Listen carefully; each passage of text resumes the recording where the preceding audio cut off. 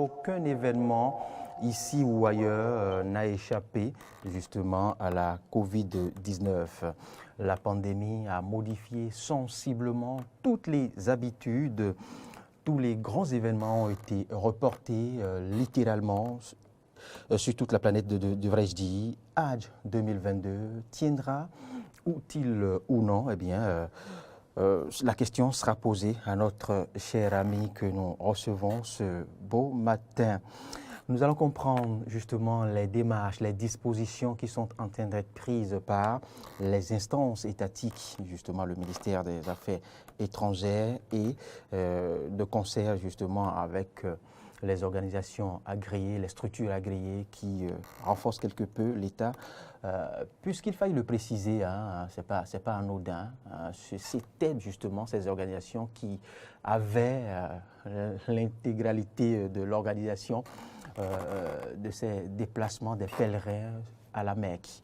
Mais ces dernières années, nous avons noté une véritable pagaille dans l'organisation et c'est là où l'État a sifflé la fin de la récréation, s'est impliqué résolument dans le déplacement des pèlerins du Bénin à la Mecque, mais sans oublier justement les fêtières de ce domaine.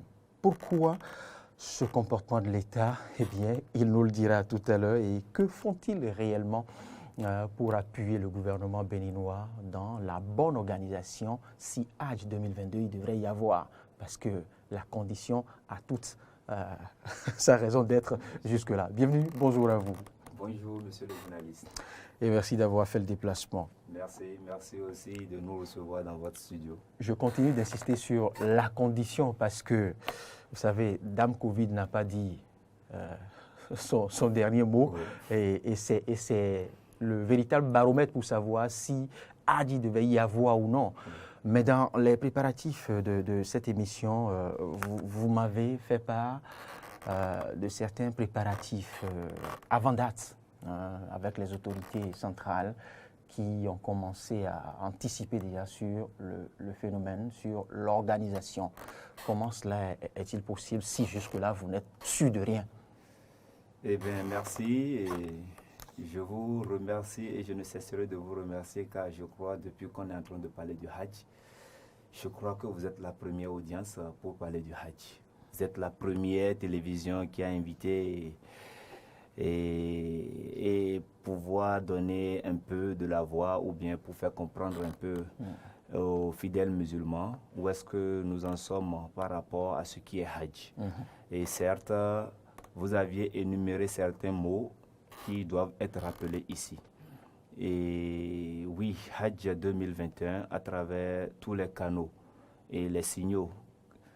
Donc c'est un peu comme les JO, c'est Hajj 2021 qui s'organisera si tout va bien cette année. Bien sûr, si nous pouvons même l'appeler Hajj 2020. Bien sûr. Oui. Et comme vous venez de le rappeler, et certes, cette pandémie n'a pas été vraiment un mal, ou bien n'a pas été quelque chose qui est venu quand même détruire tout. Ça a permis d'organiser. Ah oui? Oui, bien sûr. Mais ça vous a tenu loin de la Mecque? Oui, ça nous a tenu loin de la Mecque. C'est là nous allons encore remercier Dieu qui nous a permis. Parce que depuis notre enfance, nous entendons à travers nos enseignements qu'il y aurait un jour où il n'y aura pas Hajj, ou bien des années. Mais nous ne sommes pas encore. Ah oui? Oui, nous ne sommes pas encore là. Et je ne souhaite pas être des vivants de ce moment-là. Oui. Donc, et pourquoi je disais que ce laps de temps de 2 ans qui a sanctionné cette absence de visite en Terre Sainte a permis de pouvoir corriger les choses. Vous aviez sorti un mot tout à l'heure, la pagaille.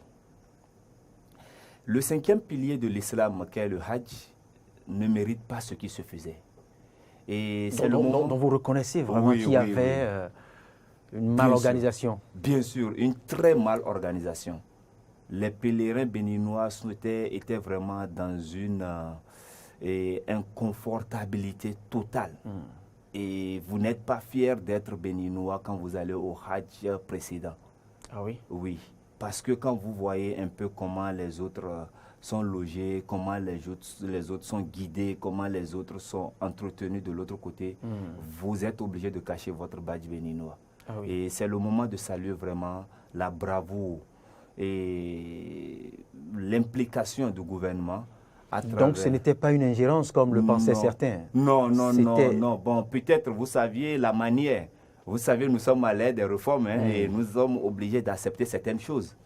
Oui, et si on ne passe pas par la force, on n'arrive pas quand même à essayer de tamiser. Parce que certaines, elles, l'ont décrié. Oui. Se sont peut-être quelque peu remontées contre le gouvernement, comme quoi, voilà, c'était comme si le gouvernement s'était accaparé. Oui, c'est vrai. Ceux qui ne veulent pas qu'il y ait organisation, ou bien ceux qui ne veulent pas qu'il y ait réparation. Sinon, je peux vous dire que si le gouvernement n'était pas rentré dans ce secteur pour organiser, moi qui suis devant vous ne pouvais pas être aujourd'hui en train de me vanter ou bien en train de passer des publicités comme étant un des convoyeurs. Ça veut dire que vous faites partie de cette pagaille-là hier. Oh non, je ne fais pas partie de cette pagaille, je fais partie de la nouvelle classe en fait. Donc c'est à vous que profite maintenant cette réforme. Je vois pourquoi vous êtes... donc je dirais merci. Donc je comprends pourquoi vous encensez le gouvernement, parce que cette réforme vous a profité, vous. Est-ce qu'on va dire qu'on encense le gouvernement? On n'encense pas le gouvernement. Le gouvernement est en train de faire les bonnes choses. Et vraiment, nous-mêmes qui sommes dedans à travers la convention que nous avions signée, nous trouvons aussi que avec tout ce qui est en train d'être fait, il y a aussi quelque chose qui est obligé d'être corrigé aussi dans la convention. Parce qu'il y a certaines choses qui sont très dures et qui... Bon, en tout cas, nous sommes à l'école du gouvernement, à l'école de la réforme. Mais s'il vous plaît, permettez-moi de dire et que mes aînés qui ont organisé le Hajj de par le passé, 30 ans, 40 ans durant, ont très mal fait. Ils ont très mal fait. Tout était si mauvais que ça? Très, très mauvais, je vous jure. Moi, je suis allé au Hajj 2010. Je vais vous dire mon engagement. Et pour cette filière ou bien pour ce travail, c'est en 2010 où j'ai passé mon premier Hajj. Ce que j'ai trouvé là-bas n'est pas comparatif à ce qu'on nous dit. Et je ne vais pas vous mentir. De par le passé, si ce n'est pas que le Hajj, c'est Dieu lui-même qui récompense, je peux vous dire que des milliers de Béninois qui ont vraiment passé le Hajj sont allés vraiment faire du tourisme. Ah oui? Oui. Et comme Dieu lui-même le dit, Al-Hajj Arafah, ça veut dire juste le fait de s'asseoir sur l'esplanade de Arafah fait de vous un Hajj, pour ne pas dire un des agréés pour ce pèlerinage. Je pourrais vous dire, si ce n'est que sur les actes et tout ce qui se fait là-bas, beaucoup auraient dépensé seulement leur argent sans avoir les mérites du Hajj. Ah oui? Oui, bien sûr. Mais puisque vous dénoncez avec autant de verve ce qui se faisait hier, qu'avez-vous apporté maintenant à ce qui se fait? Qu'avez-vous corrigé comme tir dans l'organisation d'hier pour qu'on puisse maintenant dire que voilà, d'hier à aujourd'hui, il y a eu du neuf? Vous avez dit pour ce qui est pas, on ne va plus répéter pour ce que le gouvernement fait. Non, je ne vais pas répéter ce qui a été mal fait, mais parce que vous savez, c'est très facile de critiquer. C'est la première fois. Oui, c'est la première fois qu'on nous impose un cahier de charge. Le gouvernement? Le gouvernement. D'accord. Tous les gouvernements qui sont passés n'ont jamais imposé un cahier de charge. Tout se faisait dans les coulisses, à travers des amitiés et tout ça. Donc, cette fois-ci, chacun des 27, parce que vous saviez, je vais vous dire, je ne pourrais pas vous dire de par le passé combien de groupes de convoyeurs il y avait. Je peux même citer, je peux même dire banalement 1000. Wow. Parce qu'il suffit seulement que vous ayez seulement 5 pèlerins, vous êtes convoyeur. Il suffit que vous ayez 200 ou 100 personnes, je ne crois même pas. La seule structure qui est capable d'apporter 200 ou 300 pèlerins se trouve au nord et c'est Gaussou Zaman. Et je peux vous dire que dans tout ce désordre-là, Gaussou Zaman, avec même ses 300 ou 400 pèlerins, n'a jamais eu le titre de convoyeur. Ah bon? Oui, parce que tout se faisait par amitié, par complicité. Vous saviez, je ne vais pas appeler le nom des structures ici, non, on va pas. Mais nous nous réjouissons parce qu'aujourd'hui, le gouvernement a tout amusé. Est-ce que vous saviez que même de par le passé, le gouvernement n'arrivait même pas à gagner un franc de tout ce qui se fait, tout ce qui est Hajj? Mais le Hajj dans tous les pays s'organisait par les agences de voyage. dans tous les pays qui se respectent. Certes, l'État est là pour s'interposer au milieu, pour lui réguler, mais ce sont les agences de voyage qui sont habilitées à organiser le Hajj. C'est seulement au Bénin. Et moi, j'ai travaillé en Arabie Saoudite à l'ambassade du Bénin entre 2012 et 2013. J'étais allé au moment où j'étais de l'autre côté à discuter avec les propriétaires des hôtels et tout ça là, qui voudraient avoir au moins des contrats avec l'État béninois pour essayer d'héberger les gens. Mais il se fait qu'ils ne rencontrent que des individus. Mais avec un individu, cela ne les rassurait pas. Bien sûr, ça ne les rassurait pas parce que, et encore, jusqu'à présent, jusqu'en 2019, il y a eu des ardoises qui ont été laissées de l'autre côté de l'Arabie Saoudite. Wow. Et tout ça là, parce que c'est des individus. Vous pouvez être Paul aujourd'hui et apparaître et en Arabie Saoudite, signer un contrat, et l'année prochaine, et vous voulez aller parce que vous savez que vous ne vous mettez plus au devant des scènes, vous mettez quelqu'un qui est peut-être un certain Mohamed qui va lui signer le contrat et cette ardoise est restée. Mais c'est insultant en fait pour la nation béninoise. Mais qui gère ces ardoises que vous évoquez? Bien sûr, c'est l'État ou les autres structures? Non, l'État n'a pas. L'État est seulement le garant, mais l'État maintenant vous demande en son temps d'aller régler. Mais puisque les gens arrive à s'effacer et à essayer de mettre d'autres personnes au devant de la scène et aller signer les contrats. Donc, c'est fini. Cela veut dire que par le passé, nous n'avons pas une bonne presse, nous n'avons pas une bonne image vis-à-vis des autorités saoudiennes. Du tout. Je ne peux pas dire le nombre de millions qui a été laissé en Arabie Saoudite, même pour les derniers pèlerinages, mais je peux vous dire que le Bénin doit encore. Pour ne pas dire le Bénin, parce que je dédouane vraiment le gouvernement. Puisque c'est des convoyeurs qui ont reçu l'argent des pèlerins, certains promoteurs qui ont reçu l'argent des pèlerins, qui les ont empochés et qui n'ont pas payé là-bas. Mais le clergé musulman devrait sanctionner. Oui, l'Union islamique béninoise. L'Union islamique est très organisée. Excusez-moi, même l'Union islamique béninoise, et vous saviez, n'était pas aussi très bien organisée. Je peux vous dire que vraiment la réforme est en train de faire beaucoup de choses. Parce que même à l'Union islamique béninoise, tout imam se permettait à travers, et comme je vous ai dit, tout se faisait par amitié. À travers ses amitiés, parce qu'il suffit que lui, il sonne et ils disent que oui, voilà ce que Dieu a dit, ce que le prophète sallallahu alayhi wa sallam a dit, mais juste il suffit qu'il ne soit pas écouté ou bien que des gens arrivent à se mettre en affinité et le grand nombre face à lui fait que vraiment il n'arrive pas à vraiment s'imposer. Et aussi, vous saviez, l'Union islamique n'est pas au centre de l'organisation ou bien n'est pas organisateur. D'accord. Oui, elle peut participer ou bien elle peut intervenir en amont. Elle suit. En amont. Oui, dans peut-être la formation des guides, dans peut-être les conseils et pratiques sur le comportement de l'autre côté. Oui, ça peut être le travail de l'Union islamique. Et c'est vraiment ça. Vous saviez, en son temps, ce n'est pas des professionnels. Ce n'est pas des professionnels qui géraient. Il suffisait seulement que les gens aillent en Arabie Saoudite et qu'ils apprennent ou bien qu'ils sont allés dans les écoles coraniques, je ne sais pas, apprendre les enseignements islamiques dans les autres pays qui sont à côté. Et automatiquement, ils prennent le titre de convoyeur pour aller au Hajj. Donc, c'est parce qu'il n'y a pas de structure organisée. Et c'est la première fois. Je vous dis la première fois que nous aurons des structures organisées. Il n'y aura plus 1000 convoyeurs, mais il y aura 27 qui ont été vraiment sélectionnés. Très bien. Vous faites bien de le dire. Vous l'évoquiez tantôt, votre fameux cahier de charges, si ça n'est pas trop indiscret, est-ce qu'on peut en connaître quelques points? Oui, dans la convention, beaucoup de choses ont été dites d'abord. Et je vous ai dit qu'il suffisait d'avoir 5 pèlerins pour être convoyeur en son temps. Mais cette fois-ci, il faut avoir 200. Wow. Oui, ce n'est pas vraiment aisé et ce n'est pas facile. Réunir 200 pèlerins au Bénin aujourd'hui, c'est vraiment un parcours de combattant.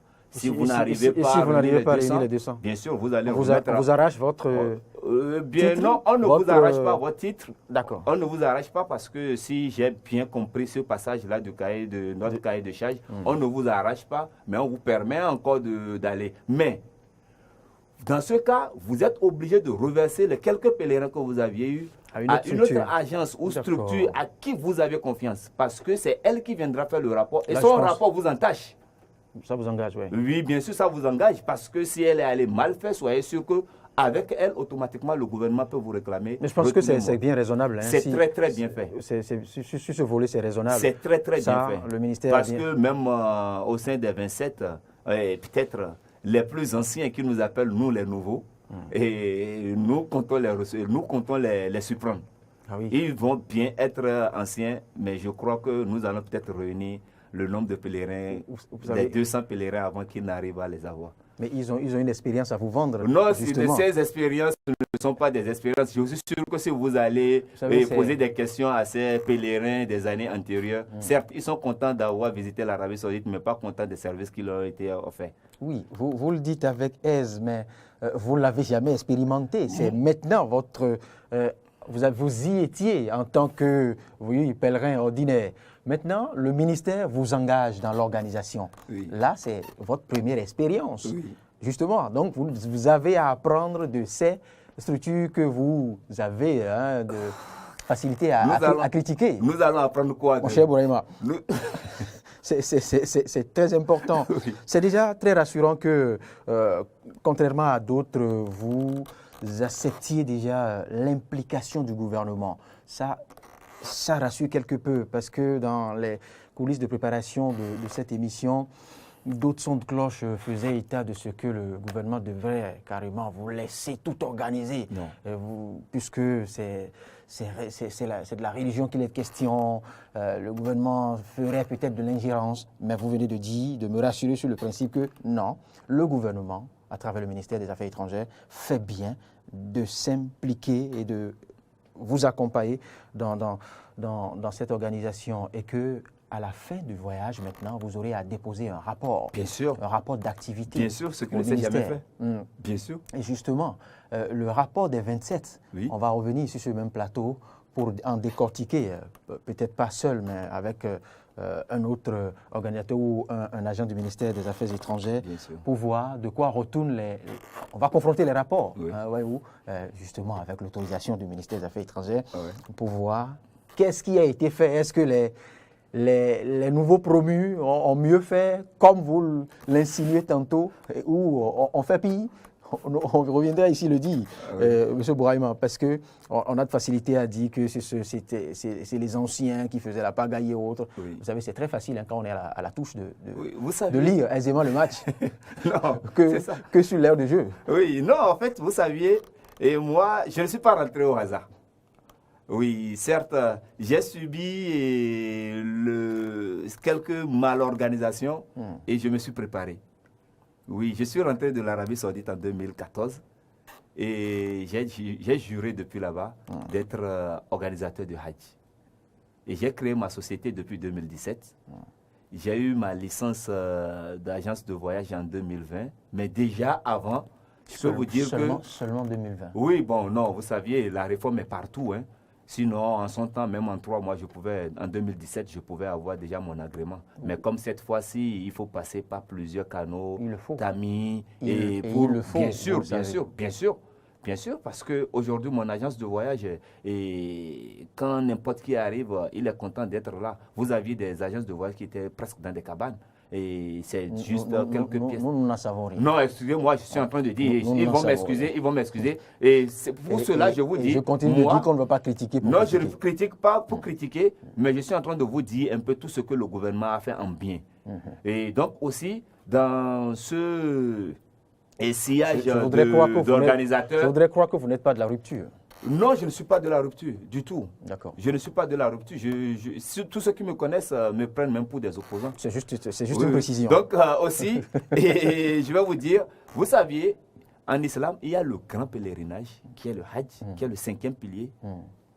Et il y a le petit pèlerinage, qui lui a quelques parties. C'est ça que vous appelez la Umrah? La Umrah, voilà. La Umrah, qui est une petite partie, une portion du Hajj. Et aussi, vous saviez, pendant cette période, il n'y a pas le grand nombre. Parce que pour le Hajj, vous allez être confronté à 3 millions de personnes, et toutes nationalités confondues. Mais pour la Umrah aussi, vous aviez aussi au moins ne serait-ce que les 1 million ou 1,5 million.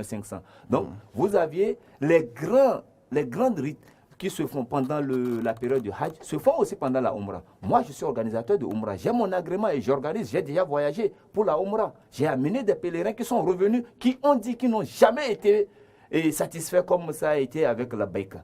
Vous voyez? Donc, la Umrah se fait en un autre lieu. Même au même endroit, mais seulement qu'il y a quelques lieux que vous ne visitez, pas, qui sont enlevés, qui sont spécifiques seulement au Hajj, qui est le site de Mina, où vous devez aller séjourner 3 jours et aller sur le site de Arafat pour le jour même de Arafat, où Dieu lui-même décrète que tout le monde est Hajj. Et après ça, vous allez au site de Muzdalifa et vous revenez maintenant sur les sites habituels de la Umrah. Vous ne pouvez pas faire le Hajj sans faire la Umrah. Je dirais une polémique, une autre grosse polémique. Paraît-il que du retour du Hajj, chaque fois, vous devenez riche? Oh non, c'est faux. C'est faux. Tout celui qui sera à la Mecque pour dire qu'il va devenir riche, il va devenir plus pauvre parce que Dieu lui-même, il regarde le cœur. Et Dieu, il tente. Tout celui qui part, je vous dis la vérité. Je pèse mes mots. Si vous allez avec l'intention de dire que vous devenez riche, et si vous n'êtes pas allé avec foi et conviction, je vous jure, quand vous rentrez, vous êtes tenté par Dieu. Ah oui? Oui, vous êtes tenté par Dieu parce qu'il vous met à l'épreuve. Et il essaie de voir est-ce que c'est le musulman ou bien c'est celui qui a le sous-couvert de musulman. Oui, quand vous allez à la Mecque, c'est pour le 5e pilier de l'islam, mais pas pour être riche ou bien pour être nanti. Je disais qu'il y a 72 heures, vous étiez au ministère des Affaires étrangères pour une séance de travail avec les instances de ce ministère. Mais que dire du côté de l'Arabie Saoudite? Les frontières vous seront-elles ouvertes? Y a-t-il eu un assouplissement de l'autre côté? Quelles sont les démarches? Oui, donc je vais vous dire pour ça, et même le cadre du ministère qui était en face de nous n'était pas capable de nous donner de réponse par rapport à ça. Mais nous avions eu autorisation d'aller informer les musulmans. Parce que je vais vous dire, à l'heure où nous parlons, nous sommes très en retard pour le Hajj. Parce que le Ramadan, c'est dans quelques jours. Vous avez encore 2 mois? Non, écoutez, le Hajj, ce n'est pas 2 mois. Vous saviez, c'est le seul pèlerinage qui réunit plus de 3 millions au monde de personnes. Wow. Et vous imaginez 3 millions de personnes. Imaginez que vous voulez même organiser quelque chose où vous avez même 1000 personnes. Vous avez toutes les casse-têtes et tout ça là. Donc, c'est vous dire, les signaux sont à l'orange.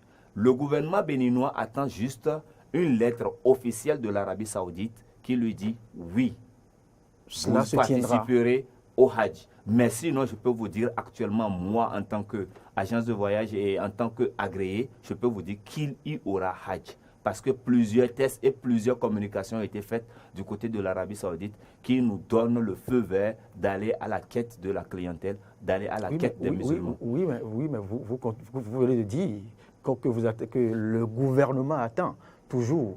Oui, vous savez, nous avions un président qui n'aime pas rester dans tout ce qui est pas sûr. Il aime vraiment la certitude parce que ne veut pas assumer quelque chose qui est faux ou bien il ne veut pas venir à la télé dire oui, les musulmans sont autorisés et demain il va commencer par gratter la tête. C'est ça qui fait que sinon, si vous allez plusieurs pays, les Camerounais ont déjà déplacé leur délégation pour aller rencontrer déjà quelques comités d'organisation de Hajj. Je peux vous dire qu'il y aura Hajj en 2022, Inch'Allah. Oui, mais est-ce que ce ne serait pas plus prudent que les pèlerins s'apprêtent, mais n'engagent pas de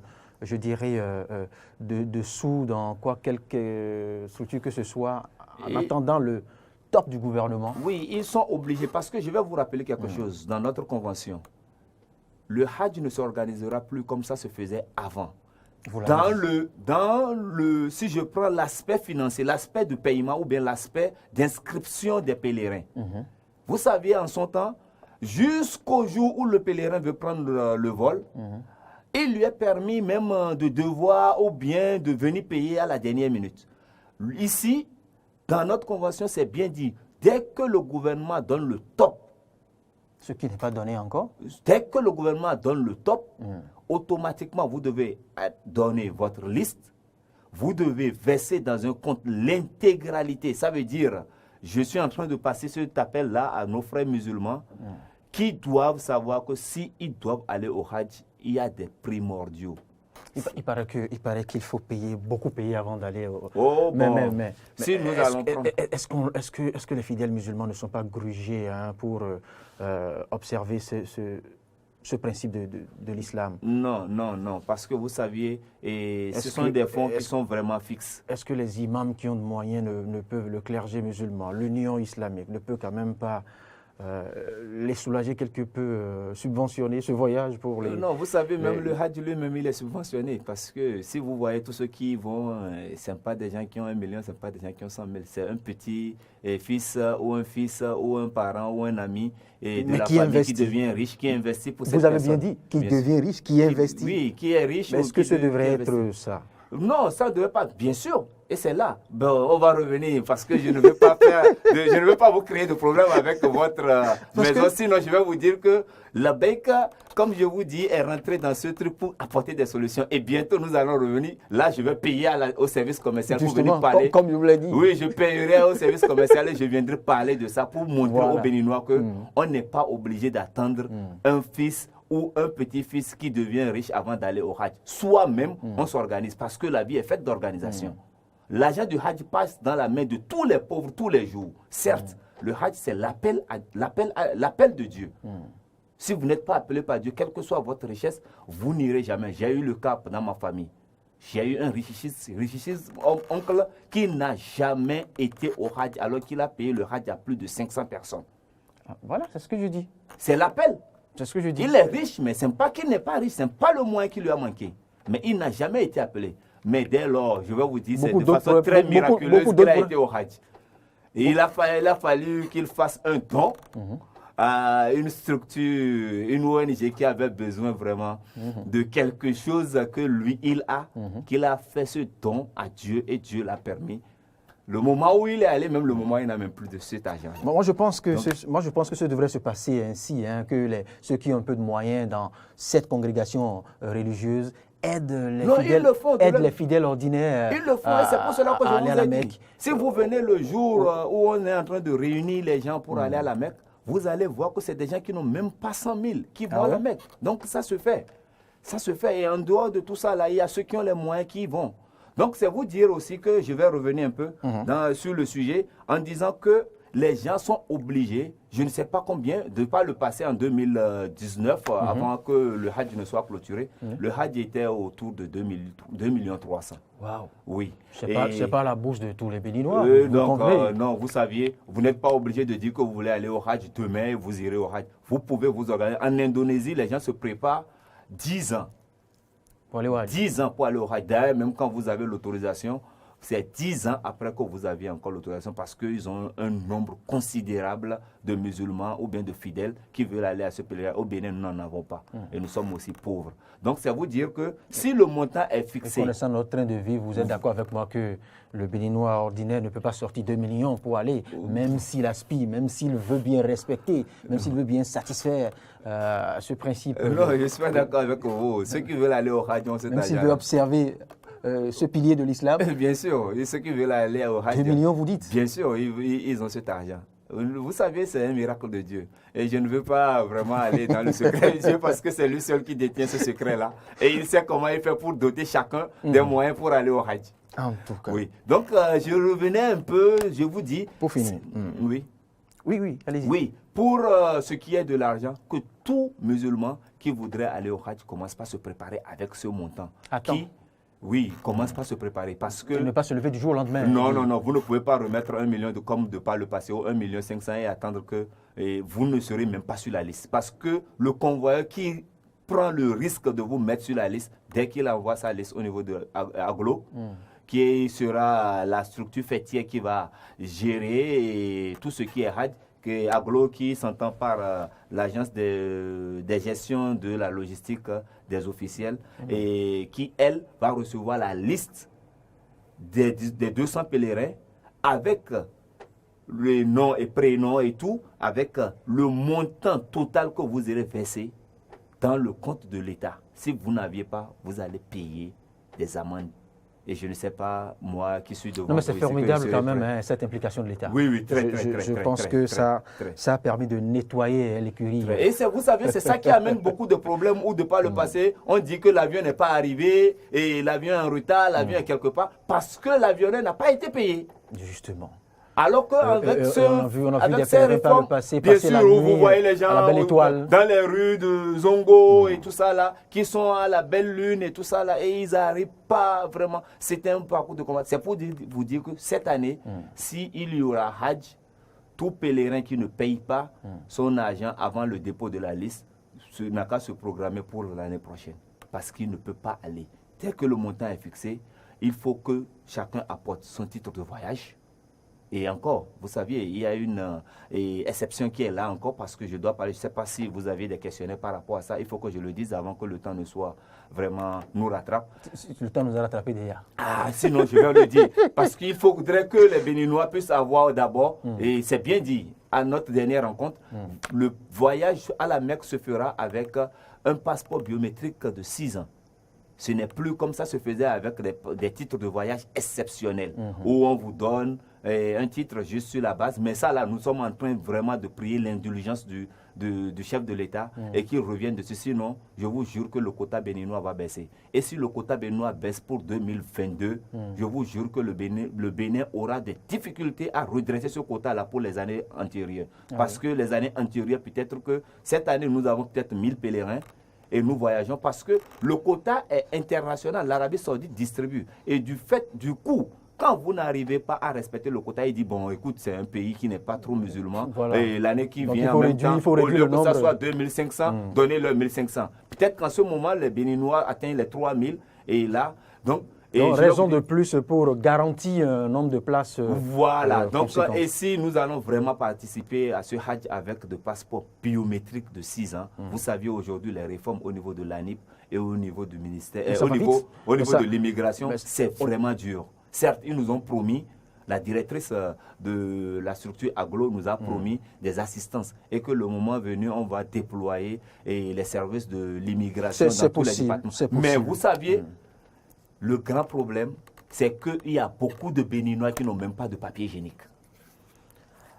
Au fait, il y a maintenant de la religion musulmane hein, de sensibiliser les fidèles à se procurer les pièces nécessaires pour ce voyage. Parce que c'est important d'avoir, quand on parle de cette carte, de ce passeport biométrique, et c'est vrai, pour l'avoir, il faut réunir un certain nombre de pièces. Et l'ANIP est là pour vous aider. Oui. L'ANIP est là et ça va maintenant très vite, vous le savez. Si vous avez des fidèles encore, vous savez, l'enrôlement, la liste est encore ouverte là.